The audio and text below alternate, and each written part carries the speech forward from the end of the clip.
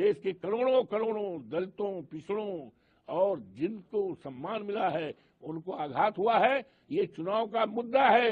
लोगों ने ठान लिया है कि हमारा संविधान, हमारे बाबा साहब भीमराव अंबेडकर का जो अपमान किया है, उस अपमान का बदला हम मिल्कीपुर से करेंगे और मिल्कीपुर में भारतीय जनता पार्टी का जो भी उम्मीदवार लड़ेगा उसकी हम जमानत जब्त करा देंगे। एक इतिहास करेंगे, सारे देश दुनिया में जाएगा और हम संकल्प लेंगे कि बाबा साहब के अपमान को हम किसी कीमत पर, बाबा साहब का अपमान नहीं सहेगा हिंदुस्तान। इसको सामने रखकर हम इनकी जमानत जब्त करेंगे। एक नया इतिहास, जिस तरह से अवधेश प्रसाद को अयोध्या जनपद की लोकसभा फैजाबाद की सीट जिता करके सारे देश और दुनिया में हमने इतिहास और चर्चा बनाया है, उसी तरह से अजीत प्रसाद जो समाजवादी पार्टी का उम्मीदवार है, इंडिया गठबंधन का उम्मीदवार है, पीडीआई का उम्मीदवार है, उसको इतने वोट से जिताएंगे, सारे देश और दुनिया में चर्चा होगी, सम्मान होगी।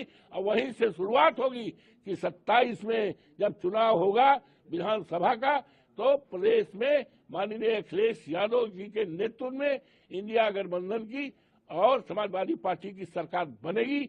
और जब बनेगी तो इस प्रदेश के किसानों की, इस प्रदेश में महंगाई दूर होगी। इस प्रदेश के जितने हमारे युवा हैं, पढ़े लिखे हैं, आज बेकार हैं, युवा हमारी दौलत है। किसी देश की दौलत सोना चांदी हीरा जवाहरात नहीं हुआ करता है। देश की दौलत वहाँ का इंसान होता है, वहाँ का युवा होता है। आज युवा पढ़ लिख करके बड़ी बड़ी डिग्रियां लेकर के डिग्रियां जलाने पर सोचता है, आत्महत्या पे सोचता है। ये हमारे लिए चिंता का विषय है। और जब सरकार बनेगी तो इन नौजवानों को हमारी सरकार नौकरी देगी। इनकी सरकार में बाबा में तो परचवल लीक हो जाता। ये बहुत बड़ा मुद्दे हैं और मुद्दे ही मुद्दे हैं। इन्होंने कोई काम नहीं किया है।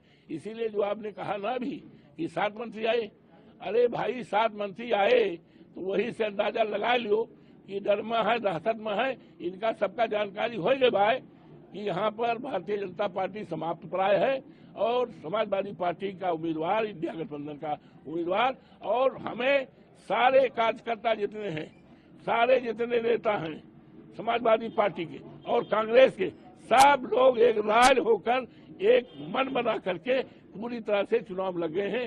चुनाव बहुत अच्छा होगा और ये चुनाव इतिहास बनाएगा देश दुनिया में।